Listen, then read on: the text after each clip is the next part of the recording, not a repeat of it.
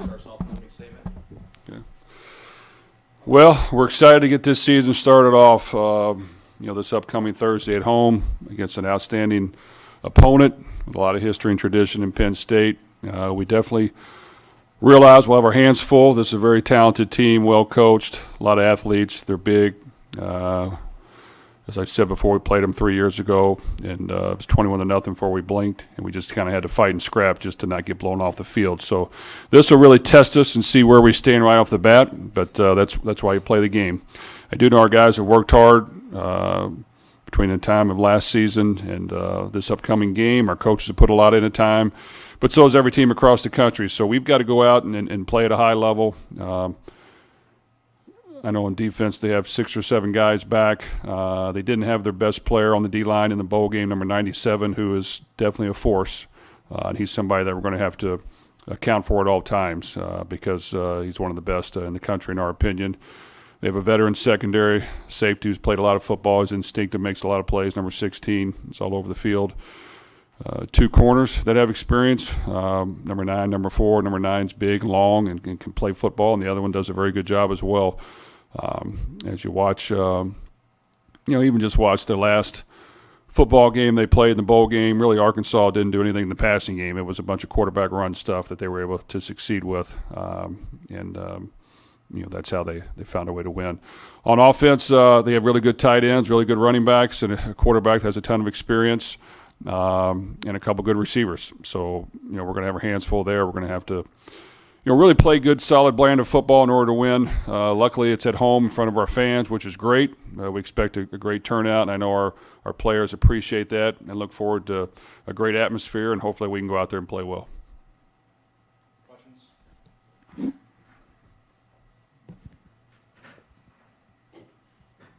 Hey, Jeff, do you like opening with a Big Ten game? Well, I think if you can open with someone non-conference that you feel good, you have a good chance to possibly win. That's always a comfort zone. But at the same time, we know we have a great schedule. It's like that every year. At some point, you're going to play really talented football teams. We're going to do it right off the bat. And I think it's just what it does do is it helps you focus more in the off season and fall camp and understand that as coaches and players, you got to get ready to go, or it could be a long day. So I do think we put in a lot of hard work. Now you got to go out and execute against guys you haven't played against in a while, do all the small things correctly, and our guys are going to have to perform at a high level in order to win. And just the importance of this game. I know everybody takes it one game at a time, but still, national television, blackout, you got a blue blood program coming in. Just a great opportunity, I guess, not just to open the year with a win, but maybe to make a statement nationally. Well, that's one of our strengths. Our guys have a chip on their shoulder. They all think they've been overlooked to a certain degree, and they're out to prove themselves. They're willing to put in the work to get it done. They love playing great opponents. So we've had a couple good games where we've risen to the challenge. At the same time, Penn State's going to be hungry. I know the last year didn't go exactly the way they wanted, but they're very talented. And they're very physical, and they're fast. So they present challenges to us that, you're normally going to face 1 or 2, maybe 3 teams of this caliber every year. And right off the bat just means that we've got to be able to do it game one.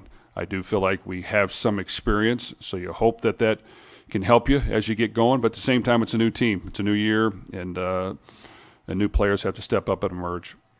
You've talked in glowing terms about Nick Carraway, and you expect him to contribute. I guess that's still going to be the case Thursday night, Jeff. Are there any other true freshmen you anticipate maybe playing, a fairly significant role?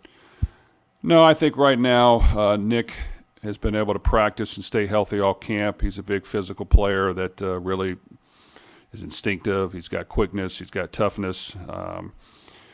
At the same time, it's his first game, so you got to be careful that you don't put him in positions where he can't have success. But he has shown that he can make plays for us, so we're going to have to make sure we get him in the game at certain times and see how he's doing, how he's feeling, and go from there. In the tight end spot, you seem to have some concerns after the scrimmage a couple weeks ago.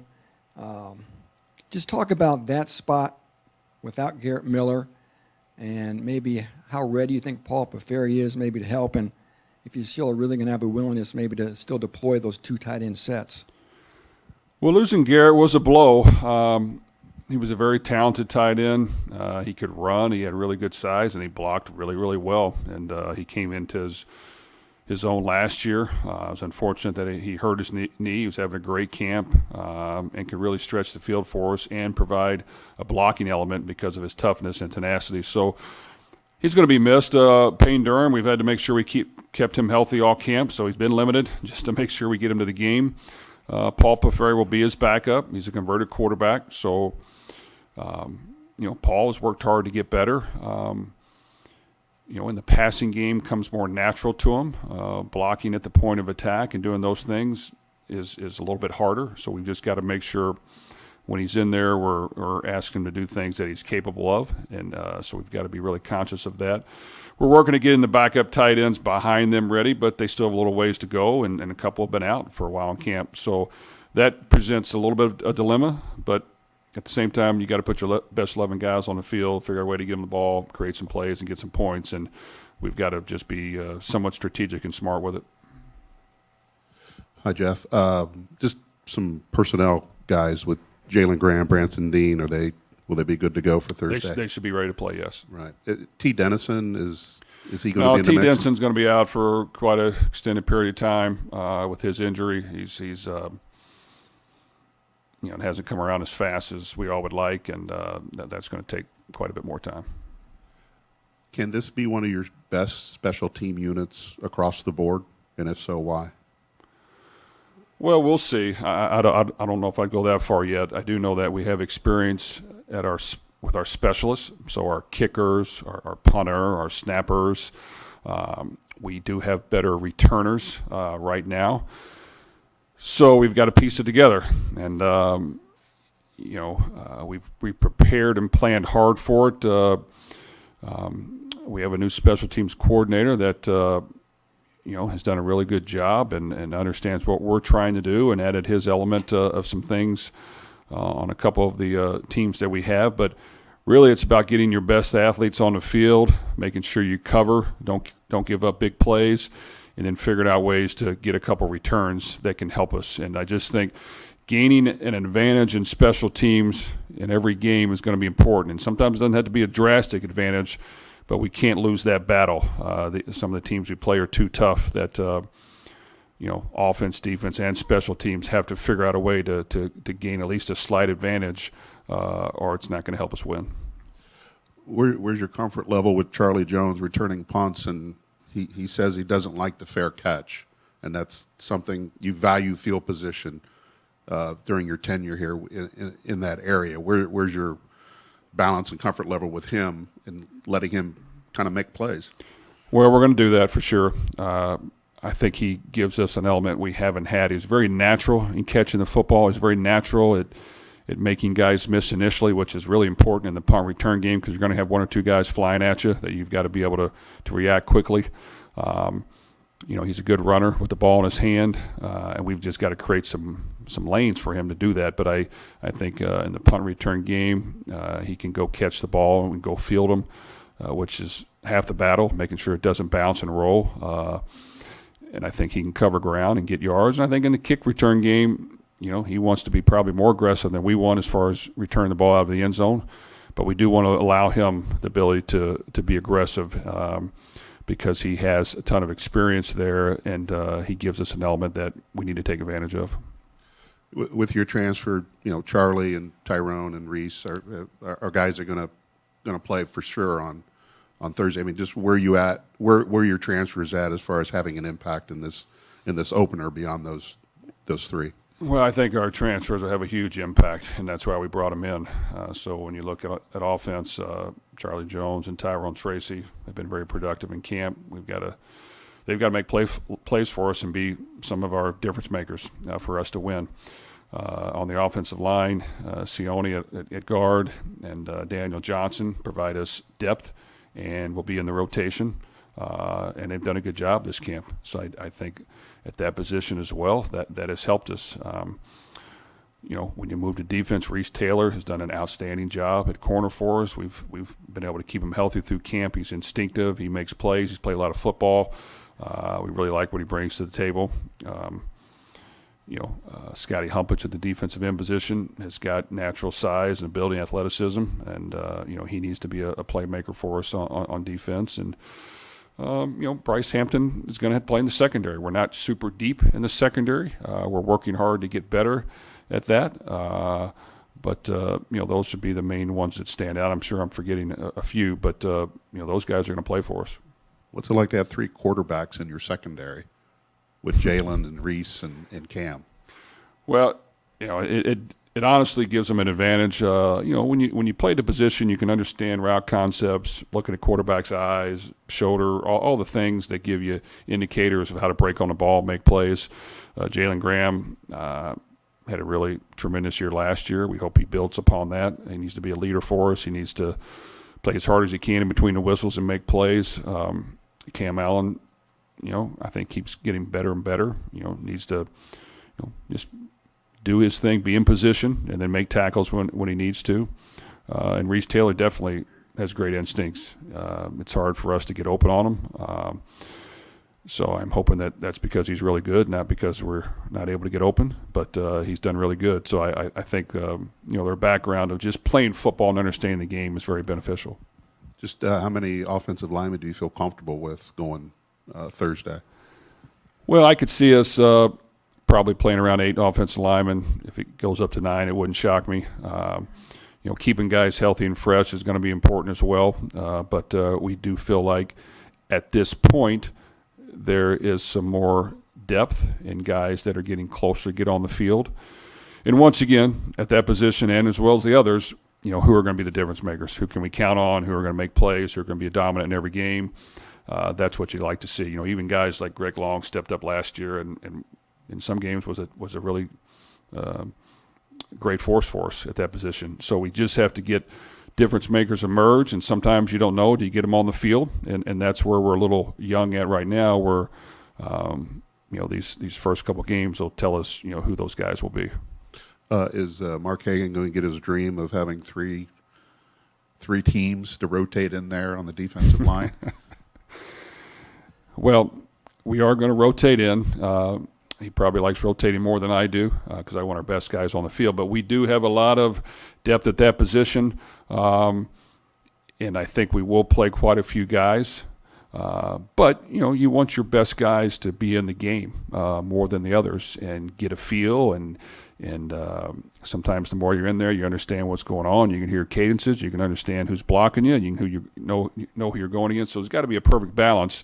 But keeping guys fresh is always important. But I do feel like at that position we have built some depth to provide competition and to play more young men.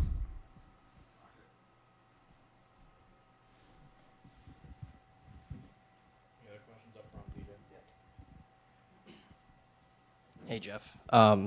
Obviously, that game against Penn State in 2019 is it's a ways away from where you guys are right now. There's a lot of personnel differences from back then, but how much can you really look back at that game, kind of reflect on it a little bit as you head into this matchup in Week 1? Well, we've looked back on it a lot because it wasn't a good showing for us. We got beat up front quite a bit. They were really fast. They were physical.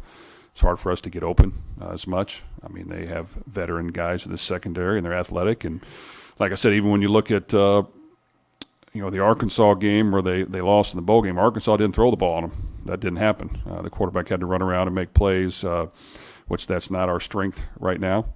So we have to play to our strength, but that's their strength as well. And I think offensively they were able to do whatever they wanted. Ran the ball on us, threw the ball on us, ran nakeds, threw it to the tight end, utilized the running back, the quarterback run game. So, it's a tough matchup. And, we've worked hard to get prepared for it. But we're going to have to play well, and we're going to have to see how we match up against a really good football team that has quite a bit of experience at certain positions. The physicality of it, the speed of it, we'll just see right away where we're at after game 1. And obviously, there are some veteran guys on this team that were a part of that loss, guys that'll play I guess, some bigger roles this season, guys like Aiden, Payne Durham. Have you seen them kind of take it on themselves a little bit more, add some extra motivation that they were a part of that loss? Now they want to kind of flip the script as you guys start the season? Aiden and Payne have been great leaders all camp. They've been more vocal. They understand they have to play well in order for us to win. Our guys know what we're going against. We're going against a really good opponent that's played a lot of really good football and that we did not have a good showing against the last time. So we understand that, that's football in the Big Ten, and we're fortunate enough to have the game at home, which we've got to give our fans something to cheer about early on and gain some momentum and try to ride that to help us win. But, fighting and playing to the end is going to be important no matter what the score is. That's what we got to do. That's been a strength of ours, is I do think we play to the end. When we played them 3 years ago, if we didn't do that, we would have got blown out really bad. So I do think, we should have the fight that we need in order to, play 60 minutes and give us a chance to win, but we're going to have to execute. And last for me, you mentioned Sean Clifford a little bit. Just obviously his experience is something that jumps off the page for Penn State. Just from what you can recall from a couple years ago and just what you've seen from him over the last few years, how has he kind of evolved as a quarterback, and how do you feel like your defense is ready to, I guess, kind of challenge his command of that offensive scheme this year? Well, I think he'll be the second year in this offensive system, which will help him feel more comfortable. He's played a lot of football. He can run around and make plays. He can distribute the ball to his playmakers. He understands what their team is built on. They can't, they don't want to turn it over. They want to create a few big plays in the play action game. But other than that, they want to utilize their tight ends and running backs and even his ability to run the football. So that's where you have to account for him and his experience level, and we have to figure out a way to give him some things he hasn't seen before. We got to figure out a way to, get after the quarterback more than quarterbacks like to be hit. We have to figure out a way to disguise some things, but we've got to stop the run, and we've got to make sure that we stop the quarterback run as well, or they will score a lot of points. Jeff, a new defensive coordinator in State College, Manny Diaz, former Miami head coach. What have you been able to decipher from maybe what he wants to try to do or what he likes to do from a defensive standpoint? Well, Coach Diaz has a lot of experience. He's coached a lot of football at a lot of different conferences. So we've watched, definitely a ton of Miami film and then some at Penn State. But at the same time, I'm sure it's going to be Coach Diaz's defense. And, it's an aggressive style defense. They're going to be more attacking. They're going to guard things tighter. They're going to, on third down, get creative in blitzes and disguising things and come after the quarterback. They're going to utilize athletes. They're going to move with the front, which is always tough on an offense when things are moving and going in different directions. So that's what you have to prepare for. And, we've looked at it, we've studied it, but at the same time, getting it done in the speed of the game is going to be the test. But I think it definitely provides an element of, he will have more creativity and do more things that we're going to have to prepare for. Just from a personnel front, Jeff, Brock Thompson, Jamari Brown, and Corey Trice were handled with a lot of prudence in camp just to keep them healthy. Are they going to be ready to go on Thursday night? I think all three will be ready to go. Yes, we still have to be somewhat cautious with all three, but that's the cards were dealt with. They sustained injuries, and we've got to get them back healthy. We got to get them back in the flow, and we got to make sure that we're not wasting all their good reps in practice and not being able to utilize them in the game. But at the same time, they have to get enough reps to make sure they're ready. So that's the balance you have. There are certain guys like those three that we need on the field. We definitely need them on the field. When they're not, we're not as good a football team. So it's going to be important that they play well, we keep them healthy, and we try to continue that throughout the entire year, because it's going to be more than one game. But we need these guys. We need them the entire season. Have there been any other significant injuries within the last week? No, I don't think so. We had some little bit of bad luck early on in camp with some key guys. And other than normal nicks and bruises, I don't think, and a couple hamstrings here and there, I don't think anything that severe. Any other questions? obviously last year you could rely on George to create quite a bit of pressure. Do you have the personnel to do that organically now, or is it going to have to be more schematic again in terms of what you did defensively last year, calling a lot of blitzes too to play off George? Well, we've had some long discussions about that even this past weekend after a lot of games were played, on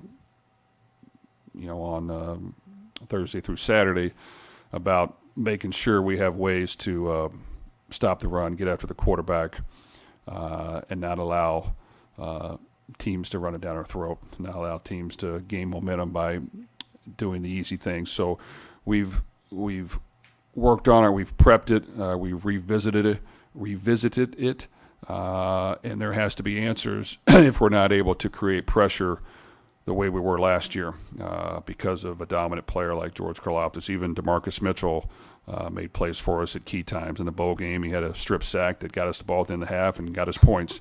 And those are the type of plays you need. You need just some one-on-one battles to be won by our players. And we will have the fight. Our guys will go out there and play hard.